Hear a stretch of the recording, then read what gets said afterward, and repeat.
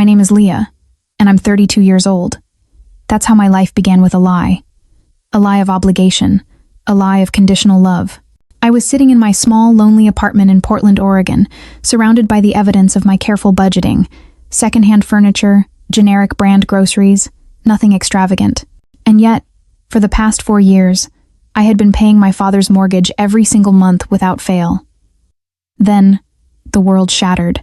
My uncle accidentally sent me a video of my dad calling me a worthless burden and their cash cow while I'd been paying his mortgage for years. The words hit harder than any slap. I stared at my phone screen, my father's voice echoing the cruelty I'd always suspected. You know what your problem is, Leah? You think throwing money at everything makes you important, but you're still just a worthless burden who can't even keep a man. I had been nothing but the responsible one in that wretched family, the one who showed up when things got tough, the one who never asked for anything in return. My father had raised my older brother Kenneth and me on his own, and when he retired 5 years ago, his savings were non-existent. He was a liar and a beggar, and I was his safety net. Before you hear the devastating, humiliating truth of how I was used, please like this video, subscribe to hear how I expose their lies, and comment below where you're watching from. I pressed play again, needing to feel the pain, needing to memorize the betrayal. The camera was shaky, clearly filmed at a family gathering I hadn't even been invited to. My father sat at the head of the table, a beer in his hand, looking relaxed and comfortable. My brother Kenneth was beside him, laughing. My Uncle Gerald's voice came from behind the camera. Leah's been real generous with that mortgage money. You raised a good daughter, Frank. And then my father's venomous retort. Generous? She owes me. I put a roof over her head for 18 years. This is just her paying back what she took from me. Besides, she's got nothing else going on. No husband, no kids. Might as well make herself useful as our cash cow. The table erupted in cruel laughter. My brother Kenneth added his own knife twist. She's always been like that, desperate to prove she matters. It's kind of sad, honestly. My Aunt Patricia chimed in with her pathetic loyalty. At least she's good for something. Better than being completely useless. I stopped the video, my hands shaking so violently I could barely hold the phone. The apartment felt too small, the walls pressing in on me, suffocating me with the sheer audacity of their malice. I'd been sending my father $2,000 every single month for 4 years. That was $96,000. Nearly $100,000 poured into a man who saw me as nothing more than a convenient ATM. The worst part wasn't the words themselves. It was the casualness of it all. They were sitting around a dinner table, eating food probably paid for with my money, laughing about how pathetic I was, and I hadn't even known they were gathering. Nobody had invited me. Nobody had thought to include me in these family dinners where I was the entertainment. I looked around my apartment, the thrift store couch, the discount coffee table, the curtains I'd sewn myself because I couldn't afford anything nicer. All because I'd been putting my father first, making sure his mortgage was paid, making sure he could keep the house he'd lived in for 30 years, a house I'd never inherit, a house I'd never be truly welcomed into. My phone buzzed. Another message from Uncle Gerald. Sorry, that wasn't meant for you. Let's just forget about it. Forget about it? As if I could unhear my own father calling me worthless. As if I could unsee my entire family laughing at my expense. Part of me wanted to call him immediately, to scream and demand an explanation. But another part of me, the part that had learned to be careful and calculated from years of being overlooked, whispered, wait, think, plan. I didn't sleep that night. I lay in bed, replaying the video, memorizing every word, every laugh, every contemptuous look. By the time the sun came up, I'd watched it 17 times. My relationship with my father had never been warm, but 4 years ago, when he called me, there was a flicker of false hope. Leah, I need to talk to you about something, he'd said, explaining his retirement wasn't covering his expenses. I can't ask Kenneth. He's got his own family to worry about. I might lose the house. I felt a flutter, not quite hope, but the closest I'd ever gotten to feeling needed. How much is the mortgage? I'd asked. $2,000 a month. I'll help, I'd said. You're my father. Of course I'd do that. Since then, I'd faithfully sent $2,000 on the first of every month. He rarely thanked me. I'd convinced myself it didn't matter. I was being a good daughter. Maybe this would finally make him see my worth. Now, sitting here with that video burned into my mind, I realized how tragically foolish I'd been. He didn't see my worth. He saw a convenient source of money, a cash cow, a worthless burden who was at least good for something. The next mortgage payment was due in 12 days. I was going to wait. The phone rang. It was my father.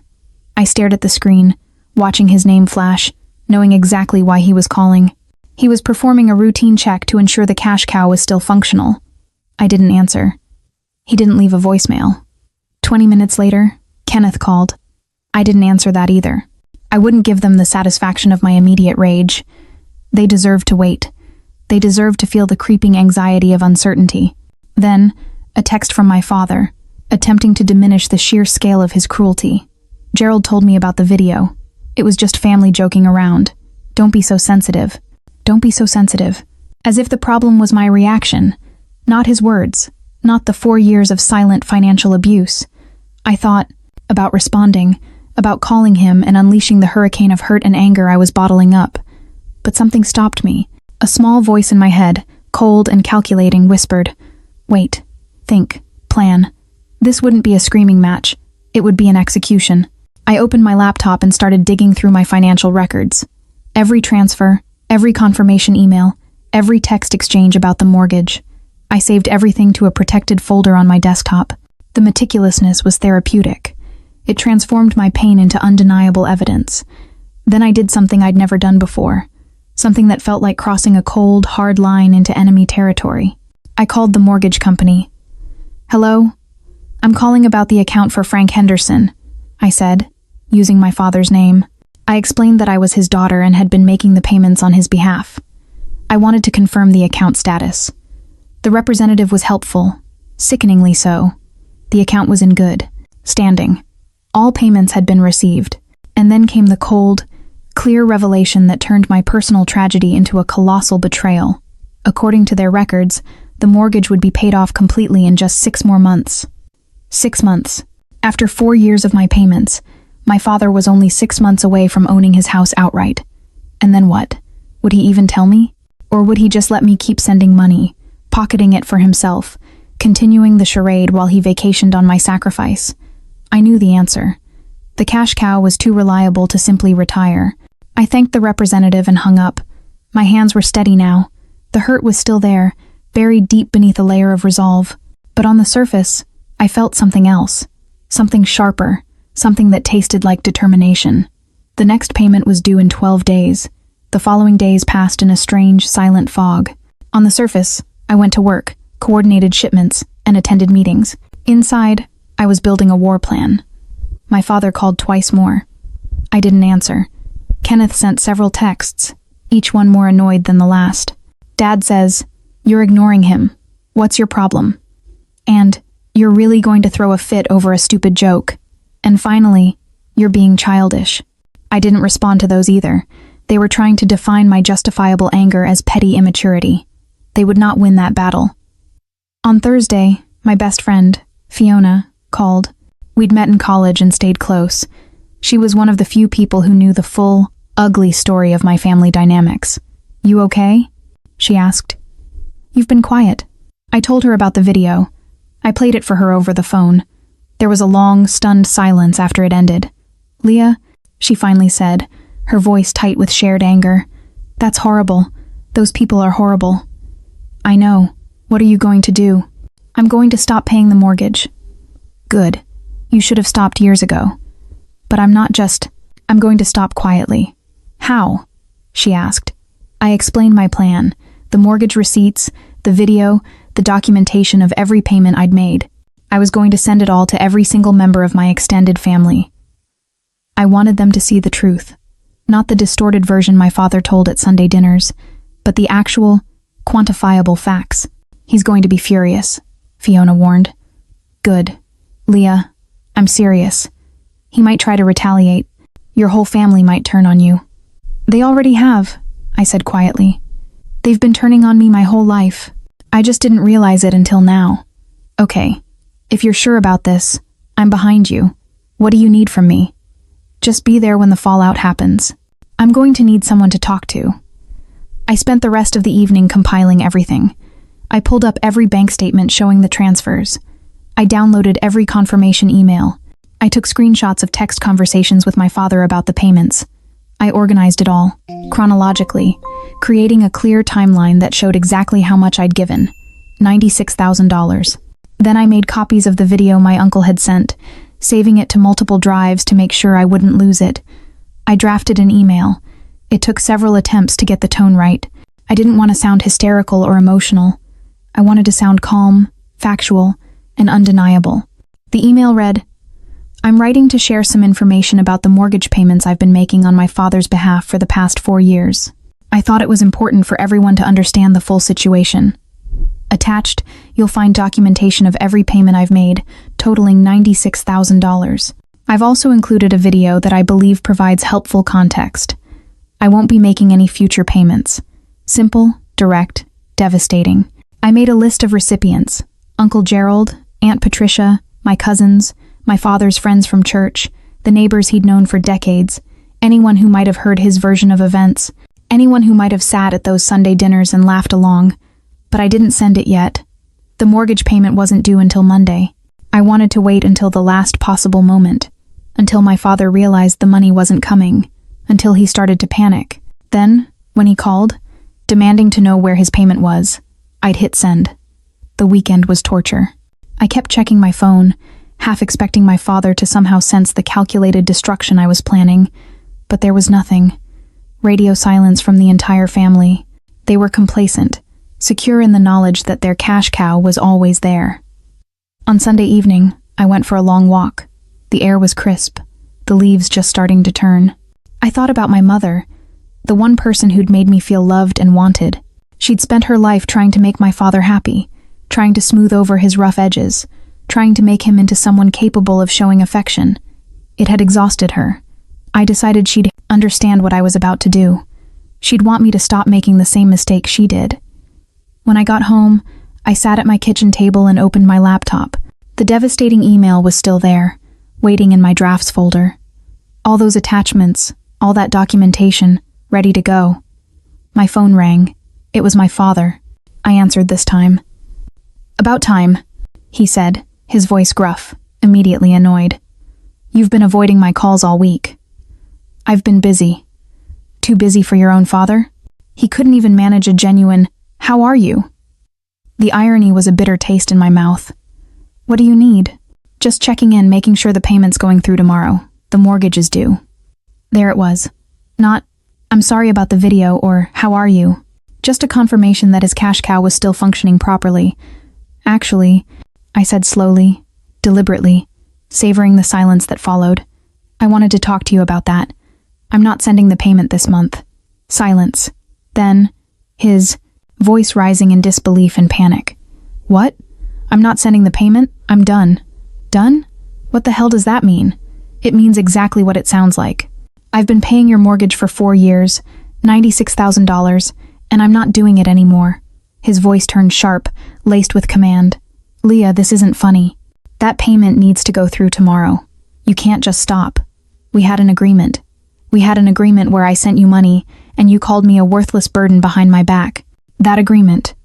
Another silence, longer this time. When he spoke again, his voice was different, defeat mixed with defense. "Gerald shouldn't have sent you that video. It was just talk. Family stuff. But he did. And now I know exactly what you think of me. It was just talk? You called me your cash cow. You said I was worthless. You let everyone laugh about it. Look, I didn't mean it like that. You're twisting things." "I'm not twisting anything," I said, the cold settling in my chest. I heard what you said. I saw how you said it. And now I'm making a choice. I'm done being your cash cow. Leah, be reasonable. Where am I supposed to get $2,000 by tomorrow?"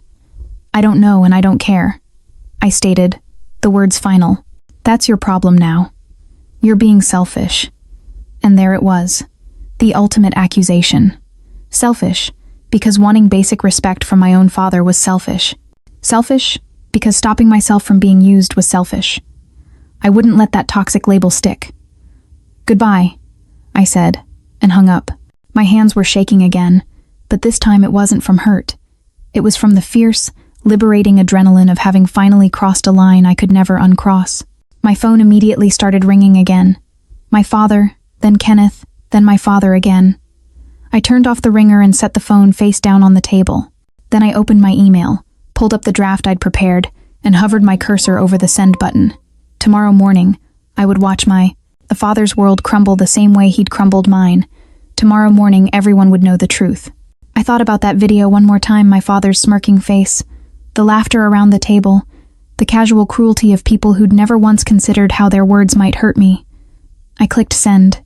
The emails went out at 6 a.m. on Monday morning. I'd set them to send automatically, timed perfectly for when people would be checking their phones over coffee, when they'd have time to read through everything, when the information would have maximum impact. I didn't sleep Sunday night. I lay in bed, staring at the ceiling, imagining the reactions. Uncle Gerald seeing the video he'd accidentally sent me, now broadcast to the entire family. Aunt Patricia reading through the mortgage receipts, adding up the numbers. My father's church friends watching him call me worthless and hearing him laugh about using me. At 6:15 a.m., my phone started buzzing. I'd turned the ringer back on, and now I watched as notification after notification rolled in. Missed calls, text messages, voicemails, the digital equivalent of a bomb going off. I made myself breakfast, scrambled eggs and toast, and ate slowly while my phone continued its frantic dance across the counter. I wasn't ready to engage yet. I wanted them to sit with it, to really absorb what they'd seen and read. At 7 a.m., I finally picked up my phone. 43 missed calls, 67 text messages, 21 voicemails. I started with the texts. Uncle Gerald, Leah, I'm so sorry. I had no idea Frank felt that way. Please call me. Aunt Patricia, this is humiliating for everyone. Why would you air private family business like this? Kenneth, what the hell is wrong with you? You're destroying this family over a stupid joke. My father, multiple messages, each one angrier than the last. Asterisk, how dare you? You vindictive little, after everything I did for you, you're dead to me. But then there were other messages, ones I hadn't expected. My cousin Julia, I had no idea you were paying his mortgage. I'm so sorry, Leah. What he said about you was disgusting. My father's neighbor, Mrs. Henderson. I always thought you were such a sweet girl. Your father never mentioned any of this. I'm appalled by what I saw in that video. Then came the message that stopped me cold. Someone from my father's church. Frank has been accepting donations from the congregation for years, claiming he was struggling financially. Were you paying his bills this whole time? Donations from the church while I was sending him $2,000 a month. I opened the voicemails. My father's voice filled my apartment, raw with rage. You think you can humiliate me like this? You're nothing, Leah. You've always been nothing. Your mother would be ashamed of you. I deleted it and moved to the next one. Kenneth, equally furious. You've always been jealous of what Dad and I have. This is just you trying to ruin everything because you can't stand that you're alone and miserable. Grow up. But then Uncle Gerald's voice, quieter, almost broken. Leah, I owe you an apology. I should have said something that night. I should have stood up for you. What Frank said was wrong, and I was wrong to laugh. I'm sorry. I sat with that for a moment. An actual apology. It didn't fix anything, but it was something. I decided to check social media. That was a mistake. My father had posted on Facebook, "When your own child betrays you and spreads lies to destroy your reputation, you realize you raised a monster." I gave Leah everything, and this is how she repays me, praying for guidance. The comments were split. Half were supportive of him, people who didn't know the full story, but the other half had clearly received my email. Frank, I saw the video. Those weren't lies. You called your daughter a cash cow while she was paying your bills. How is that her being the monster? I can't believe you accepted money from the church while your daughter was supporting you. I closed the app. My heart was racing. This was bigger than I'd anticipated. The ripple effect was spreading faster and wider than I'd imagined. My father's reputation in the community was crumbling in real time. People who'd known him for decades were questioning everything. Around noon, my phone rang with an unknown number. I almost didn't answer. Is this Leah? A woman's voice, professional and crisp. Yes. Who's this? My name is Catherine. I'm the treasurer at Street Michael's church, where your father is a member. I'm calling about some financial discrepancies we've discovered. My stomach dropped. What kind of discrepancies? For the past 3 years, your father has been receiving monthly assistance from our church hardship fund. He claimed he was struggling to keep his house, that he had no family support, that he was at risk of becoming homeless. Based on the documentation you sent this morning, it appears those claims were false. 3 years of assistance, while I was sending him $2,000 every single month. It wasn't enough that he'd used me. He'd also scammed his church, taking money from people who genuinely wanted to help. How much? I asked quietly. I'm not at liberty to discuss exact amounts, but it's significant. The church board is meeting this afternoon to discuss the matter. I thought you should know. After she hung up, I sat in stunned silence. He was worse than I thought. He wasn't just a negligent father. He was a common criminal. My phone buzzed. A text from Fiona. *holy. I've been watching this unfold all morning. Are you okay? I called her instead of texting back. Define okay, I said when she answered. Fair point. This is bigger than we thought it would be. He was taking money from his church, Fiona, for 3 years while I was paying his mortgage. I wish I was kidding. He's worse than we thought. Yeah, honestly, I'm not sure how I feel. Part of me feels vindicated, like finally people are seeing the truth, but part of me feels guilty, like I'm wondering if I went too far. Leah, no. Listen to me. You didn't go too far. You told the truth. That's all you did. Everything that's happening now, that's the consequence of his actions, not yours. She was right, but it didn't make it easier to watch the destruction. I will continue the script, maintaining the requested narrator's voice only, the tone of anger and pain, and dramatically expanding the narrative by depicting the father's legal retaliation and the brother's shocking physical and emotional attack. Here is Chapter 5, The Lawyer's Threat and the Brother's Rage, focusing on the external war my family was waging against my peace. Chapter 5, The Lawyer's Threat and the Brother's Rage. By evening, the situation had escalated further. My father's frantic narcissistic post on Facebook had been shared dozens of times, but so had the screenshots of the receipts I'd sent. People were arguing in the comments, some defending him, others calling him out, but the narrative was no longer his to control. The church had made an announcement about the misappropriation of funds during their evening service. Everyone knew. Kenneth called me 17 times. I didn't answer any of them. At 9 o'clock, there was a heavy, frantic knock on my door. I looked through the peephole and saw Kenneth standing there, his face red and distorted with pure, unhinged anger. I didn't open the door. Leah, I know you're in there, he shouted, his voice thick with rage. Open the door, we need to talk. Go away, Kenneth, I called back, keeping my voice level, professional. You can't hide forever. You've ruined everything. Dad might lose the house because of you. He might lose the house because he can't pay his own mortgage, I called back, cold and factual. That's not my problem. You selfish, after everything Dad did for us. What did he do, Kenneth? Tell me. What exactly did he do besides provide the bare minimum while making me feel worthless? There was silence. It was just talk, he finally yelled. Then why are you so upset that everyone heard it? More silence. Then the horrifying sound of him kicking my door. This isn't over, Leah. You've ruined this family. You're going to regret this. I waited until I heard his footsteps retreat down the hallway before I let myself breathe. My hands were shaking again, a mix of fear and sickening triumph. I'd never heard Kenneth so angry, never heard him so unhinged. I called building security and reported the incident. My apartment, my sanctuary, suddenly felt terrifyingly vulnerable. The next morning brought a new, calculated development I hadn't anticipated. My phone rang at 7 a.m. with an unknown number. This time, it was a lawyer. Miss Henderson, my name is Robert Barnes. I represent your father, Frank Henderson, he said, his voice professional and crisp. He's asked me to contact you regarding the defamatory materials you distributed yesterday. I sat up in bed, suddenly wide awake. Defamatory materials? The video and financial documents you sent to numerous individuals. Your father believes this constitutes harassment and defamation of character. He's prepared to pursue legal action unless you issue a public retraction and apology. I almost laughed. Everything I sent was true. I have documentation for every payment.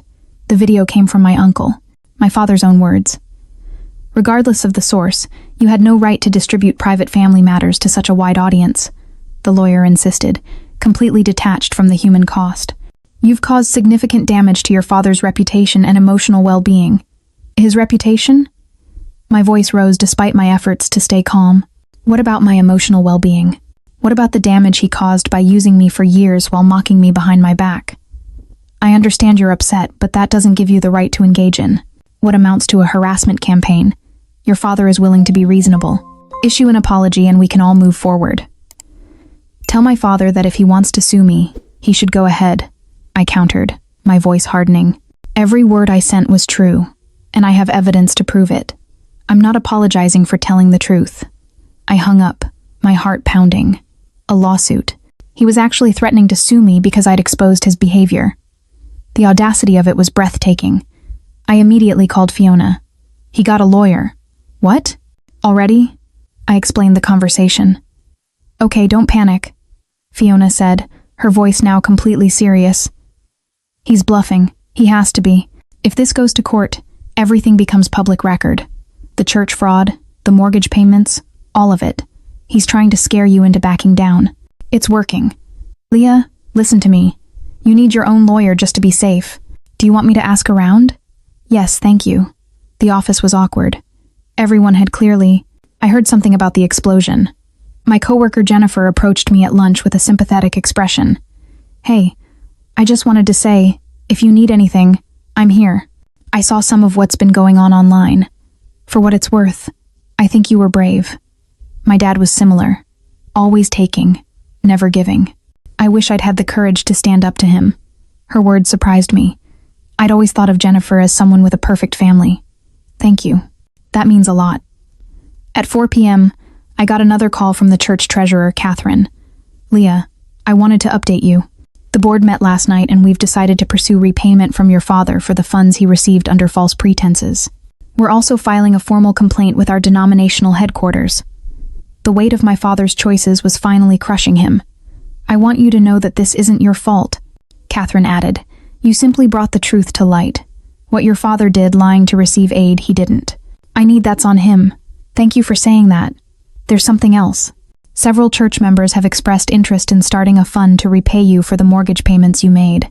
They feel terrible that you were supporting your father while he was also taking from the church. I was stunned. Strangers were seeing my worth more clearly than my own family ever had. People I'd never met were trying to help me. That night, I met with the lawyer Fiona had recommended, a woman named Grace. Your father doesn't have a case, Grace said immediately. Truth is an absolute defense against defamation claims. He's bluffing. More importantly, if he files suit, we can subpoena records from his church to document the fraud he committed there. Would that help my case? It would establish a pattern of financial manipulation and dishonesty. It would also likely result in criminal charges against him for charity fraud. Criminal charges. My father, the man who called me worthless, couldn't actually go to jail. I want to be prepared. I don't want to sue him. I just want him to leave me alone. But if he comes after me, I want to be ready. As I left her office, I felt a strange sense of clarity. I was no longer reacting. I was taking control. I was setting boundaries with legal force, making it clear that the cash cow was officially, brutally, off limits. My phone rang. It was Uncle Gerald. I answered.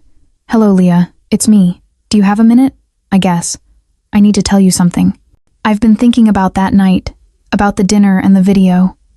I keep replaying it in my head, and I'm ashamed, not just of Frank, but of myself. I should have said something. I should have stood up for you. Why didn't you? I asked, the pain making my voice flat. He sighed heavily.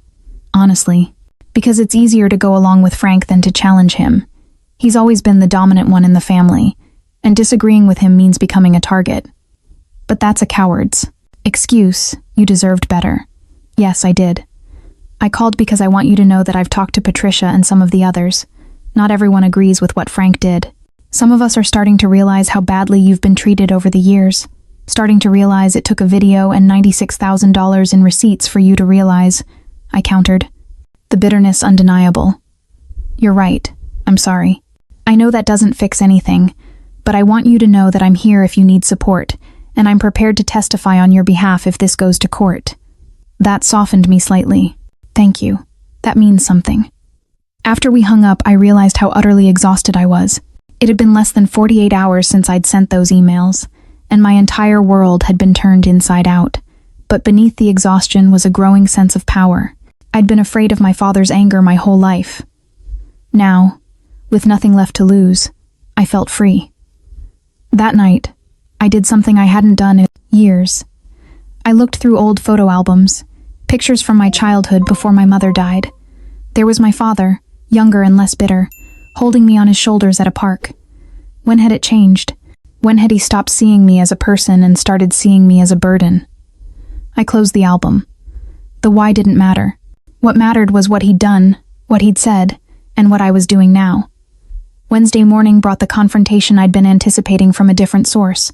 Kenneth showed up at my workplace. I was in the middle of a logistics meeting when my coworker knocked on the door. "Leah, I'm sorry to interrupt, but there's someone here to see you. He says he's your brother." I excused myself and went to the front office. Kenneth was there, his face flushed, his posture aggressive. 2 security guards were standing nearby. "Kenneth, you need to leave," I said, keeping my voice level and professional. "Not until we talk. You've done enough damage. The truth? You humiliated our father. You destroyed his reputation. The church kicked him out. Leah, do you understand that? He's been going to that church for 20 years. That's a consequence of his actions, not mine," I snapped. "He's talking about suicide. Are you happy now? Is this what you wanted?" The word hit me like a physical blow. Suicide. I felt the color drain from my face. Kenneth ignored the security guard who stepped forward, focused entirely on me. "He called me last night crying, said he had nothing left to live for. That's on you, Leah. If something happens to him, it's your fault."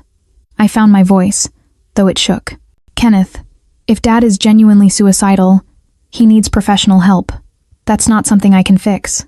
And it's not something you should be using as a weapon against me. Everything was fine until you decided to play victim," he yelled. "Everything was not fine. I was paying for a house I'd never inherit while he called me worthless behind my back. That's not fine." The security guard intervened, and Kenneth stormed out, pointing at me. "You're going to regret this. When this family falls apart, when Dad loses everything, remember that you did this." I called Grace, my lawyer, during lunch. "He's escalating," I told her, explaining the scene. "My brother showed up at my work, made a scene, told me my father is suicidal." "That's concerning. Have you considered getting a restraining order against your brother?" "Yes, let's do it." I couldn't let his threats consume my entire life. That evening, I got a call from a number I didn't recognize. "Leah, this is Margaret Simmons. I was your mother's best friend." "Hi, Margaret. I've been following what's been happening, and I needed to reach out." "Oh, your mother would be so proud of you. She'd be proud that you stood up for yourself, that you refused to be treated the way Frank treated her."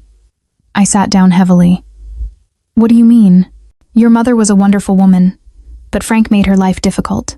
He was controlling, dismissive, always making her feel small. The stress of living with someone who constantly belittled her, it wore her down. It broke her.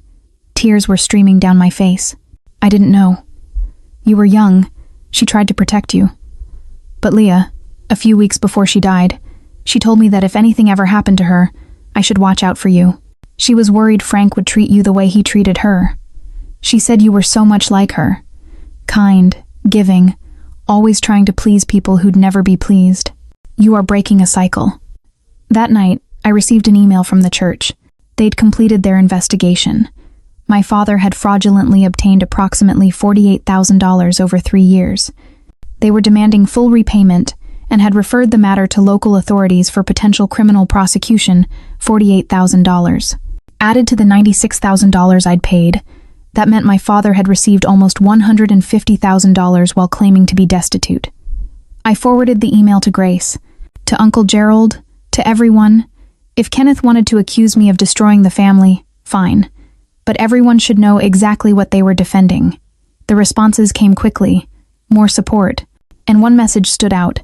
It was from my cousin Julia, Aunt Patricia's daughter, Leah. "Can we meet? There's something I need to tell you about your dad. Something that happened years ago that you should know." I typed back, when and where.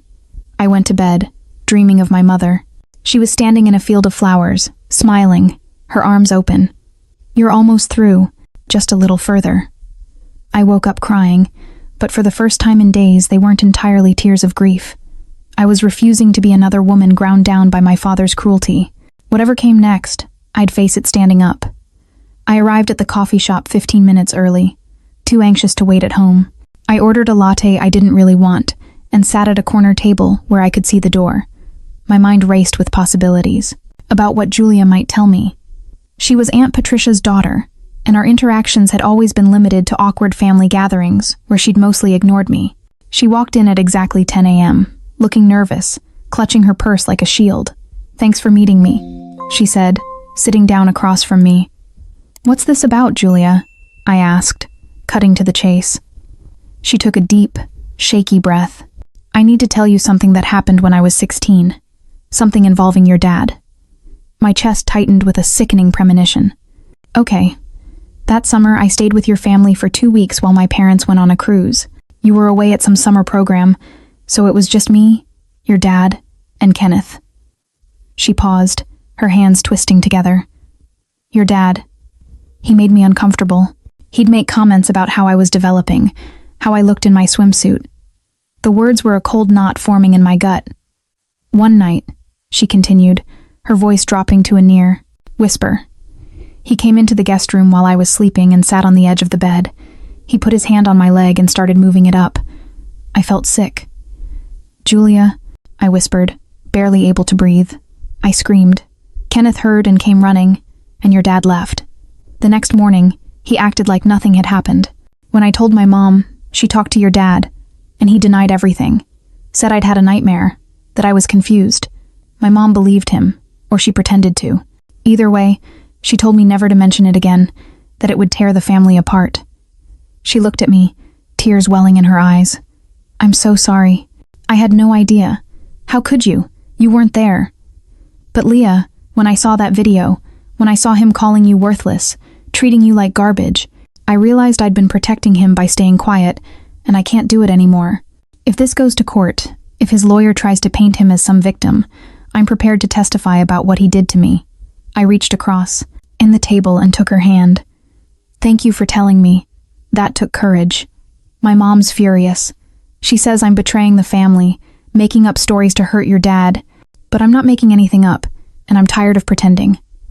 After Julia left, I sat in the coffee shop for another hour, processing what she'd told me. My father wasn't just financially manipulative and emotionally abusive. He was predatory. The man who'd raised me, who I'd spent years trying to please, had done that to a 16-year-old girl, and my aunt had chosen to protect him. Every layer I peeled back revealed something worse underneath. My father wasn't just a bad parent, he was dangerous. I called Grace immediately. "We need to meet. There's been a development." That afternoon, I sat in Grace's office and told her everything. Grace's expression grew darker as I spoke. "This changes things," she said when I finished. "If your father pursues legal action against you, and Julia testifies about his behavior, it completely destroys his credibility. More than that," Grace continued, "depending on the statute of limitations, he could face criminal charges for what he did to her." Julia was willing to testify. Good. I'll reach out to her and get a formal statement. In the meantime, I'm going to send a letter to your father's attorney outlining what we know. Sometimes the threat of exposure is enough to make people back down. I left Grace's office feeling both vindicated and deeply disturbed. I was fighting a monster, not just a neglectful father. I needed to move forward with lethal precision. That evening, I got a call from Uncle Gerald. "Leah, we need to talk about Frank. He's in bad shape. He's been drinking heavily, not leaving the house. He's the one who chose not to pay his mortgage, Gerald. That's not my responsibility." "I know. I'm not asking you to help him financially, but Leah, he's my brother. Despite everything, I'm worried about him. So, what do you want from me?" "I want you to know that some of us understand why you did what you did. Patricia doesn't, Kenneth doesn't, but I do. And I want you to know that whatever happens next, you have support in this family." "There's something else," Gerald admitted. "I talked to the mortgage company. Frank's got about 3 weeks before they start foreclosure proceedings. The church is demanding their money back. His lawyer dropped him after finding out about the church fraud. Frank's basically alone, and it's his own doing. 3 weeks until my father lost the house he'd lived in for 30 years, the house my mother had loved, the house I'd been paying for while my father mocked me. Part of me felt nothing at all. He'd made his choices. Now he'd live with them. The next morning, I received a certified letter. It was from my father, handwritten. "Leah, I'm writing to ask for your forgiveness. Help me save the house. I'm begging you to show mercy. Please. I'm your father. I read it twice, looking for genuine remorse, for any acknowledgement of the years of pain he'd caused. All I saw was desperation and manipulation. He wasn't sorry for what he'd done. He was sorry he'd gotten caught. I wrote back, keeping it simple. I forgive you for my own peace of mind.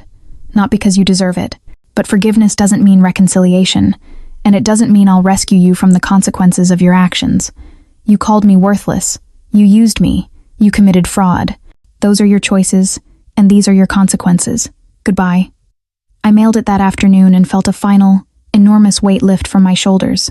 I was done seeking his approval, his love, his respect. I was finally free. The weekend came and I finally had time to breathe, but my apartment no longer felt like a sanctuary, it felt like a bunker. Fiona drove up from Eugene to spend Saturday with me. We went hiking in Forest Park, the air crisp and clean.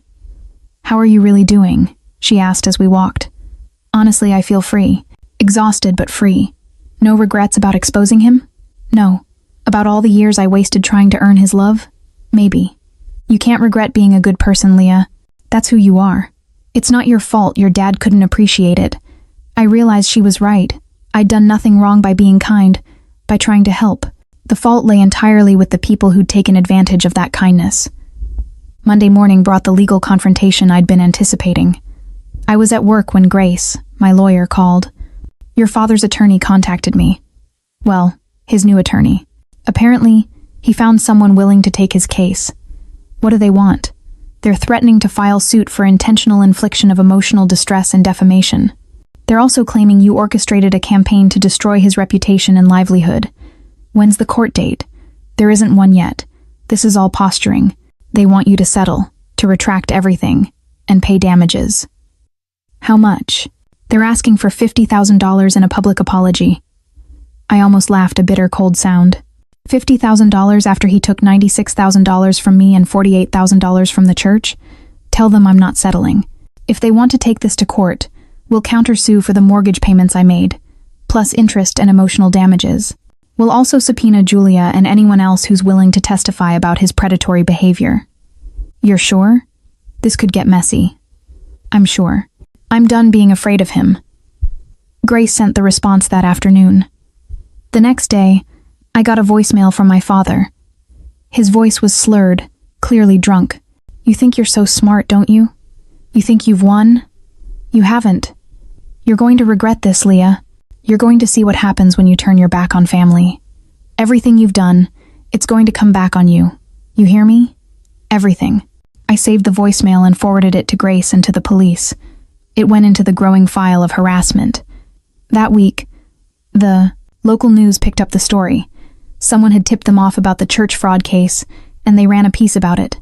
They didn't name my father directly, but they mentioned a longtime church member who defrauded the hardship fund while receiving financial support from his daughter.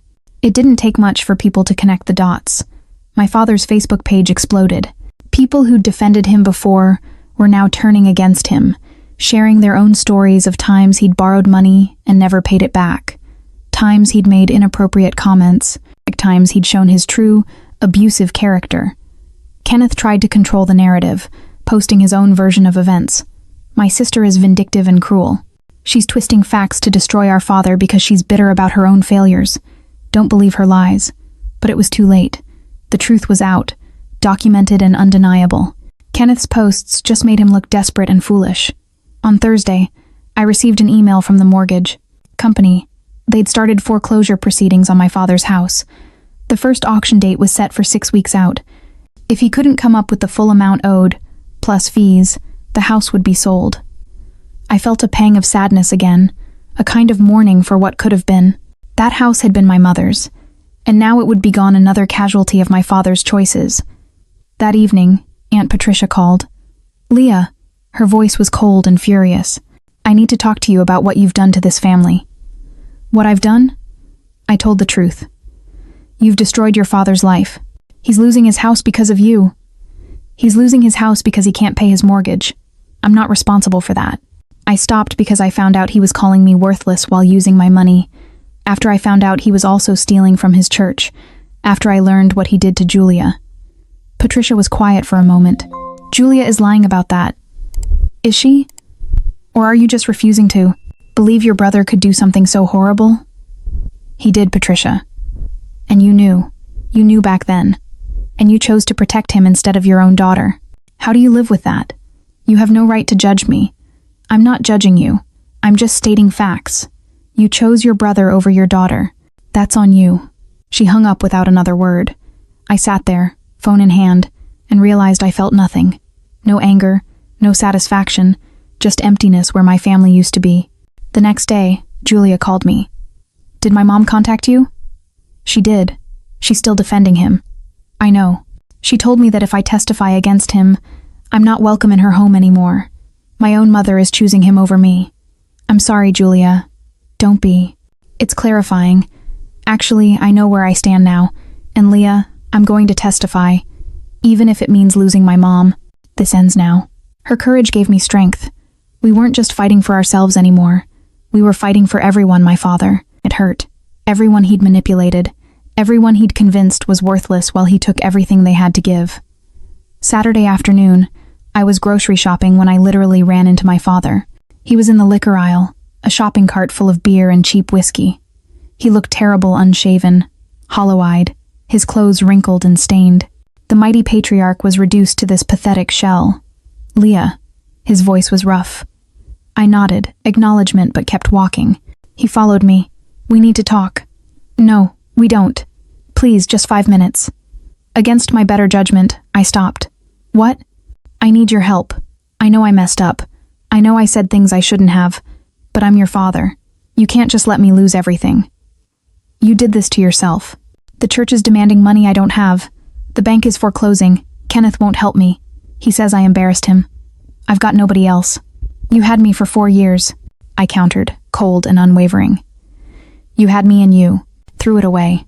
I made a mistake. No, Dad. A mistake is accidentally hurting someone. What you did was deliberate. You used me. You mocked me. You stole from people who trusted you. Those aren't mistakes. Those are choices. His face twisted with anger, the familiar aggression resurfacing. After everything I did for you, you provided food and shelter, the bare minimum required by law. You never loved me. You never respected me. You made me feel worthless my entire life. And then you had the audacity to profit from my kindness. You're just like your mother, weak, always playing the victim. The words should have hurt, but they didn't. They were just the desperate roars of a defeated man. No, I'm not like Mom, I said, my voice cutting through his. She stayed and let you break her. I'm leaving. I walked away. He called after me, his voice rising, causing other shoppers to stare. This is your fault. Everything that happens is on you. You hear me, Leah? This is all your fault. I kept walking, into the parking lot, into my car. My hands shook as I started the engine, but not from fear, from relief. I'd stood up to him. I'd said what I needed to say, and I'd walked away. The week before the court date, I received a final, long letter from Kenneth. It was rambling, full of accusations and pleas. He claimed I destroyed the family, that I was vindictive and cruel, that I should be ashamed. But at the end, there was a line that caught my attention. Dad's not going to make it through this. I hope you can live with that. I called him. What did you mean by that? About Dad not making it through this? Exactly what I said. He's drinking himself to death. He's talking about ending it. This is what you wanted, isn't it? If Dad is genuinely suicidal, he needs professional help. But I'm not responsible for his choices. You pushed him to this. No, I pushed back against abuse. There's a difference. And you know what? You were part of it. You sat at that table and laughed when Dad called me worthless. You've spent our entire lives putting me down to make yourself feel better. So don't call me and act like you're worried about Dad when really you're just angry that your free ride is ending. Free ride? What are you talking about? Did you think I didn't know? I demanded, the ultimate truth finally dawning on me. Dad told me years ago that he helped you with your down payment, that he's been supplementing your income. Where do you think that money came from, Kenneth? While I was paying his mortgage, he was giving you my money. Silence. You didn't know? I said, the revelation crushing him. He never told you. That's not, I didn't ask him to. It doesn't matter. The point is, you benefited from my generosity while mocking me for it. You're just as guilty as he is. I hung up before he could respond. The final disgusting layer of betrayal was exposed. My brother, the golden son, had been defending his financial safety net, a net woven from my own stolen sacrifices. The court date arrived. I dressed carefully, professionally, a suit that was less about looking good and more about wearing armor. Grace, my lawyer, met me outside the courthouse along with Julia, who had agreed to be there in case her testimony was needed. Julia looked nervous but resolute. Her presence was a monument to the integrity my father had tried to destroy. "Your father's attorney called this morning," Grace said, her voice low. "Well, his new attorney. Apparently he found someone willing to take his case, but they want to settle." "What are the terms?" "They drop the suit entirely. They retract the defamation claims. You, in return, don't pursue repayment of the mortgage funds. Everyone walks away." "And the church fraud charges? Those are criminal. They move forward regardless. The civil case ends here, but his troubles with the state are just beginning." I thought about it. I could end this here, walk away, start rebuilding my life, or I could push forward, make sure every detail was documented in court records, make sure my father faced full accountability. I looked at Julia. I thought about the emotional toll. "What do you recommend?" I asked Grace. "Honestly, take the settlement. You've already won. He's losing his house, facing criminal charges, and his reputation is destroyed. Pursuing this further just costs you time and money." I looked at Julia. "What do you think?" "I think you should do what's right for you," she said. "But Leah, you've already exposed him. You've already made sure people know the truth. Maybe it's time to let the legal system handle the rest." I nodded slowly. "Okay, tell them we accept." The hearing was brief. Both sides acknowledged the settlement. The judge dismissed the case. My father sat at the defense table, looking smaller and more pathetic than I'd ever seen him. He didn't look at me once. He was defeated. Outside the courthouse, reporters were waiting. The story had gotten enough local attention that they wanted comments. Grace had prepared me for this moment. "Miss Henderson, how do you feel about the outcome today?" a reporter asked, shoving a microphone in my face. "I'm relieved it's over," I stated clearly. "I never wanted to sue my father or drag this through court. I just wanted to tell the truth about what happened. That's all I've ever wanted. Your father is facing criminal charges for charity fraud. Do you think the church's case is justified?" "I think the church has every right to pursue repayment for funds obtained fraudulently. I also think anyone who claims to need help should actually need help. What message do you have for others in similar situations?" I paused, thinking about my mother, about Julia, about the lonely girl I used to be. I'd say that family isn't just about blood. It's about respect, love, and support. And if you're not receiving those things, it's okay to walk away. You don't owe people your loyalty just because you're related. You deserve better than being used. The interview was over in 5 minutes, but the clip aired that evening on local news. My phone exploded with messages, some supportive, some angry, but I'd stopped caring about the angry ones. I'd told my truth. People could accept it or not. My father's fate was sealed by his own actions, not my revenge. 2 weeks later, the house sold at auction. Uncle Gerald called to tell me. It went for more than the mortgage balance. Frank will get about $30,000 after fees and payoffs. That's something. He's moving to a trailer park on the outskirts of town. 1 bedroom, pretty run down. It's all he can afford. I felt a pang of sadness again, a kind of mourning for what could have been. How's he doing? Still drinking, still angry, still blaming you for everything. I don't think that's going to change. Probably not. The church case moved forward. My father eventually pleaded guilty to a reduced charge and was sentenced to 2 years probation and full restitution of the $48,000. He'd be paying that back for years, probably the rest of his life. Kenneth stopped contacting me entirely, humiliated and angry that his source of supplementary income was gone. I built a life that was wholly my own. I got a promotion at work, better pay, more responsibilities, a corner office with a view. Fiona drove up to celebrate with me. "To new beginnings," she toasted. "To new beginnings," I echoed. I had survived. More than survived. I'd emerged stronger, clearer about who I was and what I deserved. I had won my freedom. 6 months after everything exploded, I ran into my father one last time. I was at the grocery store again, the mundane setting of our final desperate negotiation, and there he was, looking older and more worn. He saw me, but didn't approach. Instead, he turned and walked away quickly, his shoulders hunched, his gaze down. He was a defeated man, reduced to avoiding eye contact with the daughter he had, called a cash cow. I watched him go and felt nothing. No anger, no satisfaction, no sadness. Just emptiness. He'd become a stranger to me, someone I used to know, a ghost of the man who had exerted so much control over my life. The power he once held over me was completely, utterly gone.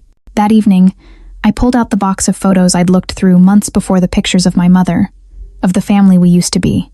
I spent a long time looking at them, saying goodbye to the past I'd carried for so long. I said goodbye to the little girl who desperately craved her father's approval. I said goodbye to the teenager who accepted crumbs of attention. I said goodbye to the woman who paid $96,000 for a lie. Then I put the box away and pulled out my laptop. I started typing, not an email to a lawyer or a message to an angry relative, but a declaration of my new existence. My father never recovered from the scandal. His reputation in the community was permanently destroyed. The people he'd once called friends stopped speaking to him. His church, where he'd attended for 20 years, banned him from services. He spent his probation working minimum wage jobs to pay back the restitution, living in a deteriorating trailer, drinking away what little money he had left.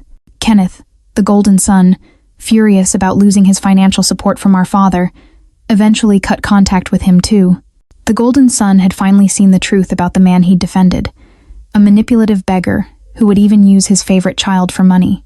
My father died alone 3 years later, liver failure, the result of years of heavy drinking. I didn't attend the funeral. I'd already said my goodbye to the person he was to me. As for me, I built a life that was wholly my own. I moved to a better apartment with mountain views. I traveled to places I'd only dreamed about. I invested in myself. Therapy, hobbies, friendships that were reciprocal and healthy. I started that blog, and it grew, beyond anything I'd imagined, connecting me with thousands of people who'd experienced similar family trauma. Looking back on my revenge journey, I don't feel guilt or regret. I feel freedom. Sometimes the bravest thing you can do is stop letting people diminish you.